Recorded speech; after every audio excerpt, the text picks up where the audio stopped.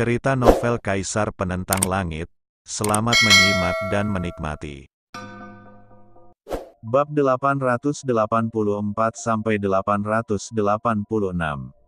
Melihat ke atas, itu adalah pedang perunggu besar. Itu hanya tergantung di langit. Ada bekas belang-belang di atasnya, dan itu sama sekali bukan dibuat oleh satu orang. Ini adalah pedang kuno yang tertinggal dalam pertempuran dengan master alam pencerahan yang tak terhitung jumlahnya. Tanda-tanda itu tercetak di atasnya oleh master alam pencerahan yang kuat selama pertempuran. Petik 2. Kaisar Qi. Tidak seperti yang lain, Lin Yan menatap pedang perunggu itu dengan ekspresi kental. Ini bukanlah pedang kuno biasa. Itu adalah senjata yang dipegang oleh seorang kaisar agung ketika dia berada di alam pencerahan. Tampaknya itu hanya senjata Tao, tetapi ketika kaisar agung menjadi kaisar, aura kaisar agung adalah lahir di dalamnya. Pedang ini pasti dapat menghancurkan senjata Tao. Jika energi pedang jatuh pasti dapat menghancurkan gunung dan sungai. Bum bum bum, sinar cahayanya seperti awan perih, meletus di mana-mana. Tidak hanya harta karun, tapi juga kitab suci kuno. Namun kemudian, semua harta karun tersebut tiba-tiba jatuh ke berbagai gunung. Bahkan pedang perunggu dengan aura kekaisaran pun terjatuh. Hanya peti mati emas yang masih tergantung di langit, di luar jangkauan. Pada saat ini, banyak pembudidaya yang bersemangat. Suasana kuno sungguh mengejutkan. Beberapa orang bahkan menyatakan bahwa ini pasti bukan dari 7 atau 80 ribu tahun yang lalu, tetapi pasti merupakan harta karun dari 100 ribu tahun yang lalu, yang akan membantu mereka memahami zaman itu tindakan dan menembus langsung ke dalam kehampaan. Tapi peti mati emas yang tergantung di langit sepertinya melayang di depan Anda, tapi jaraknya sejauh cakrawala. Bahkan orang-orang kuat itu tidak bisa bergerak maju. Setelah beberapa saat, suasana kuno tempat ini menjadi semakin kuat. Banyak orang menyadari bahwa terbang pun menjadi masalah bagi mereka. Namun, para pembudidaya di alam pembunuhan abadi merasa sulit untuk mengobrak-abrik kekosongan. Meskipun mereka mencoba yang terbaik untuk merobeknya, seberkas udara hampa menyapu seperti pedang dan membunuh makhluk abadi. Hal ini juga mengejutkan banyak pembudidaya, dan mereka tidak berani terbang dengan mudah atau melintasi kehampaan lagi. Bahkan praktisi yang telah mencapai alam pencerahan setengah langkah tidak berani gegabah. Praktisi di luar Xinjiang Tengah, silakan pergi, jika tidak, saya tidak akan sopan. Pada saat ini, seorang pria kuat berbicara dan memblokir area tersebut, sehingga mustahil bagi siapapun untuk lewat. Mendengar hal tersebut, banyak orang yang marah. Ini kota Siling, mengapa kamu begitu mendominasi? Bang! Saat dia selesai berbicara, seorang pemuda tiba-tiba menyerang dengan pedangnya, dan cahaya pedang itu seterang matahari, langsung memotong kepalanya. Mendesis. Melihat pemandangan ini, banyak orang merasa ngeri. Apakah itu Raja Abadi yang membunuhnya sesuka hati? Tetapi ketika semua orang melihat pemuda itu dengan jelas, mereka tidak bisa menahan diri untuk tidak mengerutkan kening. Sekte Pedang Abadi 9 Roh. Apakah ada seseorang dari sekte ini? Apalagi pemuda ini begitu sakti saat mengambil tindakan. Apakah kamu ingin mengejutkan semua orang dengan membunuh satu orang? Para kultivator kami di Xinjiang Barat tidak ketakutan seperti ini.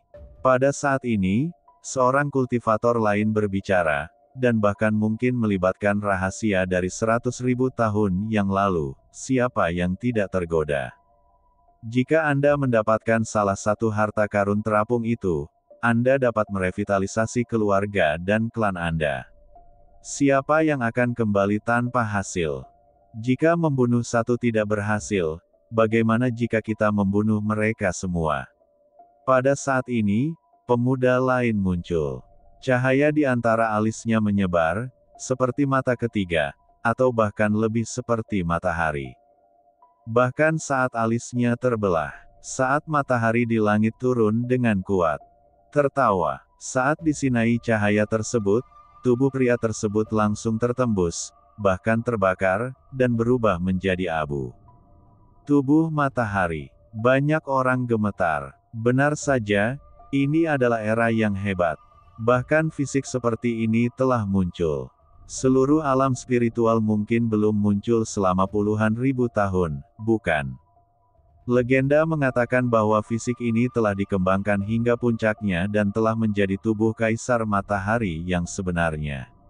Dengan lambaian tangan, seseorang dapat bertarung dengan matahari di tangan dan membakar segala sesuatu dengan matahari. Legenda lagi. Dalam 100.000 tahun terakhir, tidak ada seorang pun yang berkultivasi menjadi kaisar hebat dengan tubuh matahari. Tapi fisiknya sangat kuat. Namun, ada kaisar setengah langkah dengan fisik seperti ini, yang begitu kuat hingga tubuhnya seperti matahari, yang dapat membakar gunung dan merebus laut, dan bahkan menerangi langit. Setengah kaisar Gusui ada lebih dari 80.000 tahun yang lalu. Dia biasa-biasa saja hampir sepanjang hidupnya. Namun, ketika dia menyadari Tao, dia berada di luar kendali. Dia bahkan membangunkan tubuh suryanya dan jarang ditandingi oleh lawan-lawannya dunia ini. Ada catatan dalam buku-buku kuno bahwa dia pernah berdiri di luar 9 meters, salah satu dari 10 area terlarang hidup dan mati di alam Tiangen, dan menerangi setengah dari 9 meters dengan fisiknya, membuat banyak orang kuat di area terlarang gemetar. Sayangnya, setelah 1000 tahun, muncullah permaisuri tiada taraf bernama Qinghua, yang dikenal sebagai permaisuri Qinghua. Saat itulah reputasi Gusui menurun. Tapi dia adalah setengah kaisar terkuat di zaman itu. Dan beberapa orang mengatakan jika dia melawan Qinghua, dia bisa bertarung. Namun dikatakan bahwa dia hanya memahami kehendak kekaisaran tubuh matahari dan tidak benar-benar mengolah tubuh kaisar matahari. Namun, ini masih menunjukkan betapa menakutkannya fisik ini. Dia adalah Beiyang dari Gunung Xuanbeidao. Pada saat ini, seorang pemuda berseru. Mereka pernah ke kota Zhongling sebelumnya dan memiliki pemahaman tentang para jenius di kota Zhongling. Gunung Xuanbeidao. Mendengar hal tersebut, banyak orang yang mengerucutkan bibir dan terlihat ngeri. Sekte ini memiliki sejarah panjang dan sekuat sekte Daoyuan dan Paviliun Yunxiao, dan ada banyak orang kuat di alam pencerahan. Dan, dia adalah adik laki-laki Bei Chen. Bei Chen, inilah jenius sejati kota Zhongling. Dia sama luar biasa dengan Long Lu, Fan Ze, dan Jian Chunqiu. Dia bahkan masuk 10 besar dalam daftar emas, dan ini bahkan ketika mereka belum berpartisipasi dalam ujian Daoyuan Zong dan kompetisi pedang Paviliun Yunxiao sama sekali. Banyak orang mengatakan bahwa jika mereka berpartisipasi dalam tes dan kompetisi pedang, tempat pertama pasti bukan milik Tian Xuan. Orang-orang ini lebih berbakat dari Tian Xuan. Sebagai adik dari seorang jenius seperti Bei Chen, Beiyang tentu saja menarik banyak perhatian. Lebih dari itu, kudengar dikatakan bahwa Chu Wei dari keluarga Chu, yang memiliki dendam besar terhadap Lin Yan, terpilih menjadi anggota Gunung Xuanbeidao. Beiyang termasuk di antara mereka dan dapat dianggap sebagai kakak laki-lakinya. Praktisi dari kota Siling berkata, karena dia tahu bahwa Lin Yan sebenarnya adalah Tian Xuan. Lin Yan, dia hanya seorang pengecut. Dia tidak berani melawan Chu Wei. Dia ingin bersembunyi di Gunung Xiandao selama setengah tahun. Seluruh Tiandian juga memiliki kebajikan seperti itu. Jangan menyebut dia di depan dariku. Teriak Beiyang. Ini dia mendapat kata-kata dari praktisi Gunung Xuanbeidao. Bagaimanapun, orang-orang itu pergi ke kota Dongling secara langsung. Meski begitu, tidak ada seorang pun yang muncul di istana surgawi, dan mereka mendengar bahwa Lin Yan punya janji dengan Chu Wei selama setengah tahun. Hal ini membuat penduduk Gunung Xuanbeidao semakin tertawa. Begitu Chu Wei memasuki Gunung Xuanbeidao, apa maksud Lin Yan? Mendengar ini, Banyak orang yang tercengang. Apakah Lin Yan takut pada Chu Wei? Awalnya mereka percaya, tapi sekarang mereka tidak pernah percaya. Apalagi istana surgawi tidak akan muncul. Jelas sekali bahwa dia tidak berada di kota Dongling dan langsung mencapai kota Siling. Hanya saja hal-hal seperti itu telah ditutup-tutupi sebagai rahasia, dan mereka tidak berani angkat bicara karena takut menimbulkan bencana yang fatal. Hari ini kalian semua mundur, jika tidak, kalian akan mati. Pada saat ini, sebuah suara meraung lebih keras. Sebenarnya itu adalah orang kuat dari alam pencerahan dari kota Zhongling yang berbicara.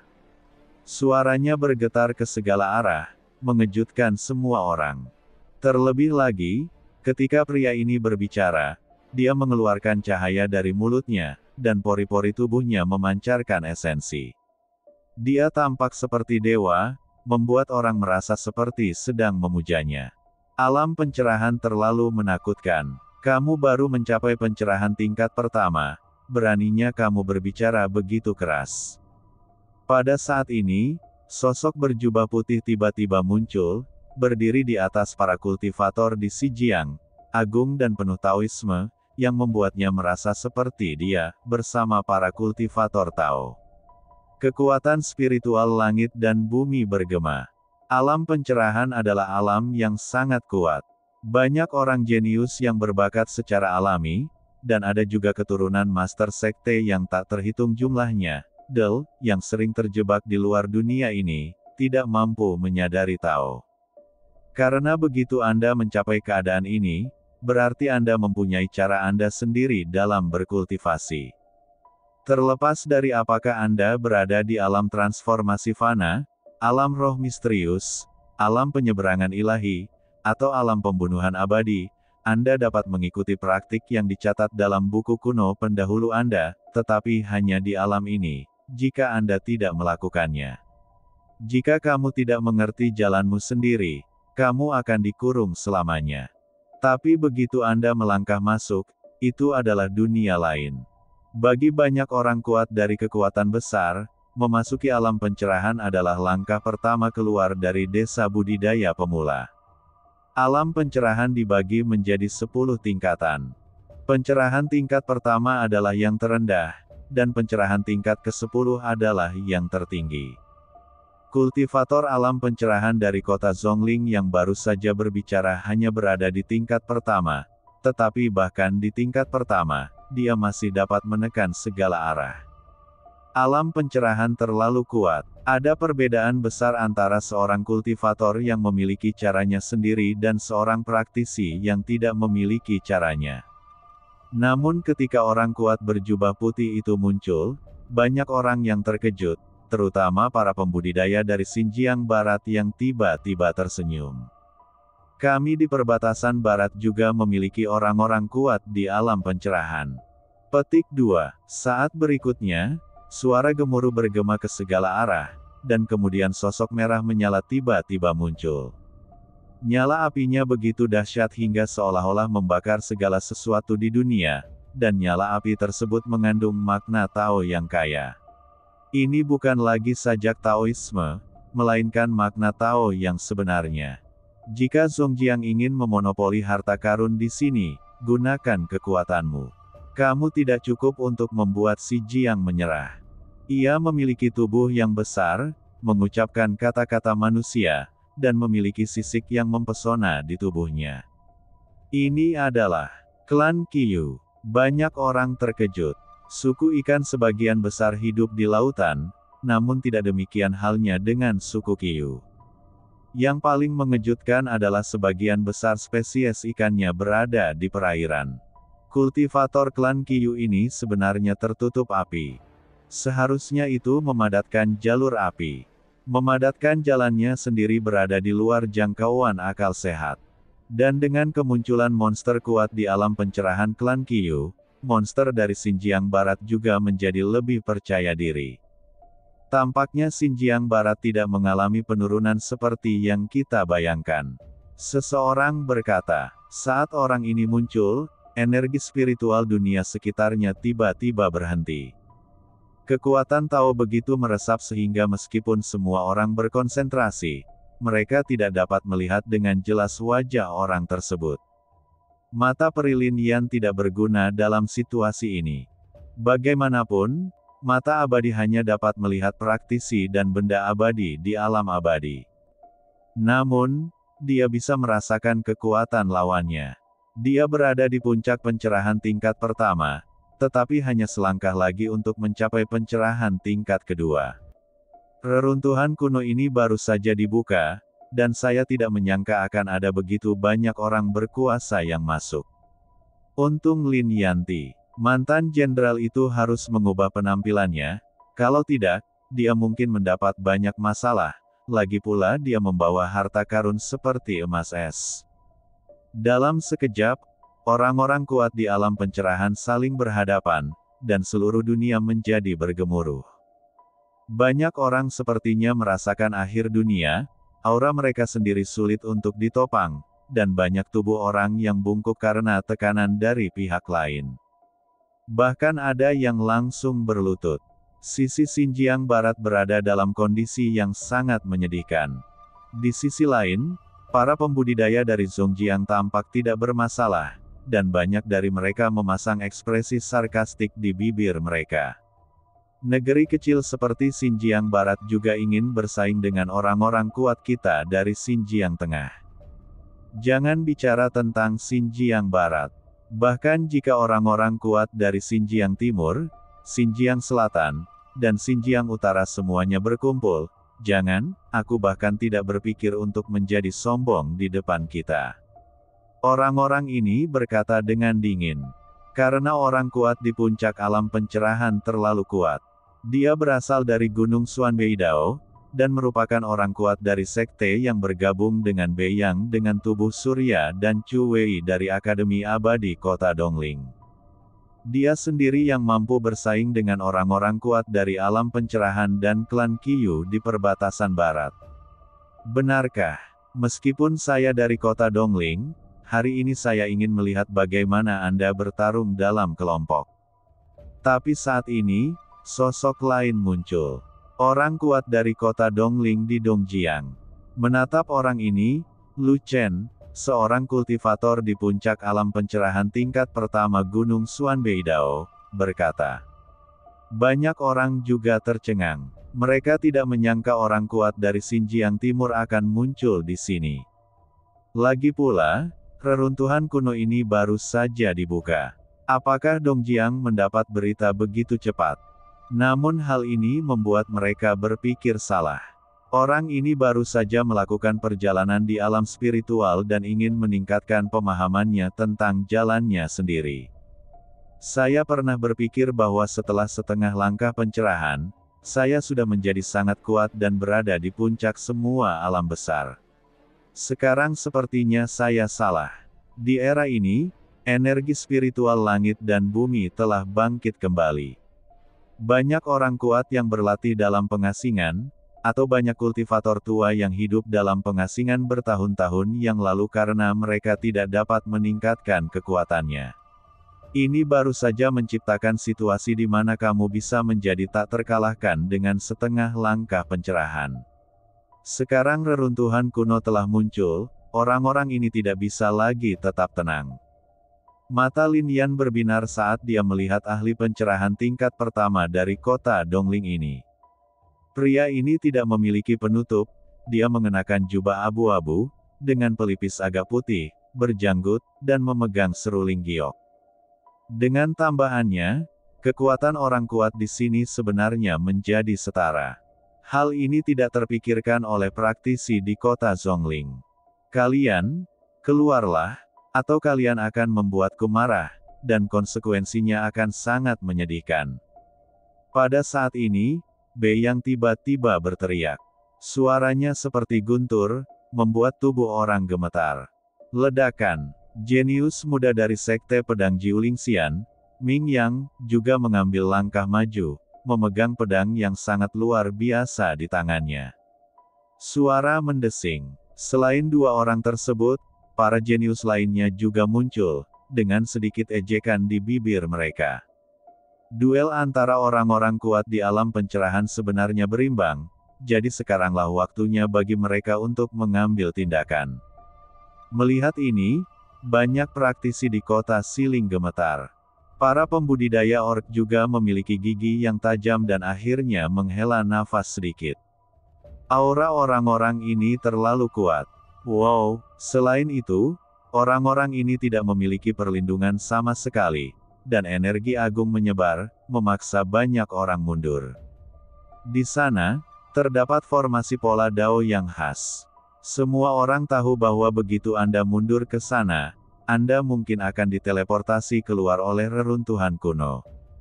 Begitu Anda keluar, tidak ada yang akan masuk lagi, bukan? Hah! Saat semua orang tidak berdaya, suara terkejut terdengar dari mulut yang terkenal itu. Haha, memang ada seseorang yang tidak takut mati. Semua orang mundur, kecuali Lin Yan, yang masih berdiri di sana. Desir, desir, desir. Pada saat ini, banyak mata tertuju pada Lin Yan. Hal ini menarik perhatian Lin Yan. Bagaimanapun, bahkan Peri Miao Han pun mundur.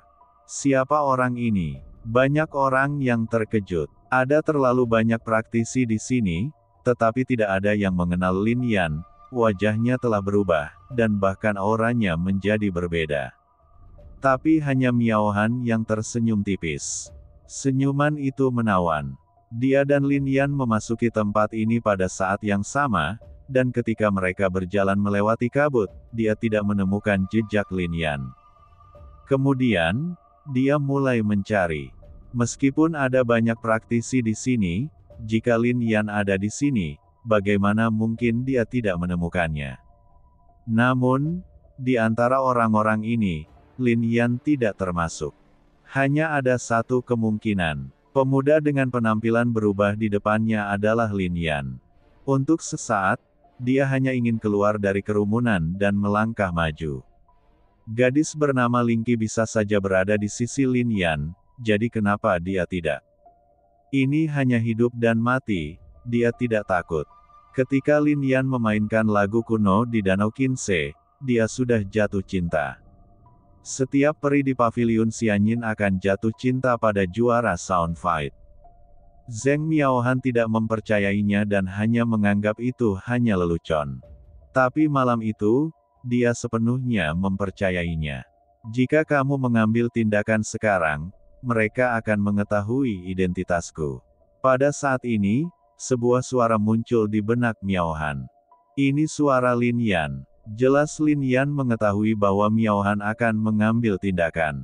Di saat yang sama, Lin Yan juga mengetahui identitasnya dan tidak dapat menyembunyikannya dari Miaohan. Mendengar ini, Miaohan menghela nafas lega. Jika identitas Lin Yan terungkap, apakah orang-orang di kota Zhongling akan melepaskannya? Bahkan jika mereka tidak tahu apa yang telah dilakukan Lin Yan, atau bahwa Lin Yan adalah Tianxuan, nama keluarga Lin Yan sudah dapat membuat orang-orang kuat ini memiliki niat membunuh. Miaohan sedikit mengendurkan kepalan tangan merah mudanya, dan menatap Lin Yan, diam-diam berpikir, aku tidak ingin kamu mati di sini. Jika kamu dikalahkan, aku akan mengambil tindakan. Bahkan jika aku mati, aku akan tetap bersamamu. Kamu, tetap saja kamu berhutang sesuatu padaku. Juara klub Yin Dao dapat membawakan lagu bersama Miaohan. Pada hari itu, Lin Yan sangat marah ketika dia mengetahui identitas Lin Yiyun dan menekan Haizong, dan masalah ansambel ditunda. Kakiku mati rasa, kan? Seorang pemuda dari kota Zhongling tertawa, apakah kamu ingin aku membantumu? Pergi ke belakang, tetapi pada saat ini, Lin Yan juga tersenyum dingin, dan cahaya pedang tiba-tiba muncul di tubuhnya. Pedang kecil sebesar telapak tangan menusuk telapak tangan pria itu dengan lompatan, dan pedang kecil itu tidak berhenti, dan bahkan menusuk telapak tangan pria itu. Pemuda itu bergegas mendekat. Tertawa. Pemuda itu menggunakan seluruh kekuatannya untuk melawan, tapi pedang kecil itu masih menembus dahinya. Bang! Kemudian pemuda itu langsung jatuh ke tanah. tanpa ada bekas kehidupan yang tersisa. Mendesis. Melihat pemandangan ini, praktisi yang hadir sangat terkejut. Bahkan 5 ahli tingkat pencerahan yang saling berhadapan di udara tidak menyangka bahwa salah satu dari mereka akan membunuh seorang jenius dari kota Zhongling tanpa mengucapkan sepatah kata pun. Metode pembunuhan ini cukup sederhana.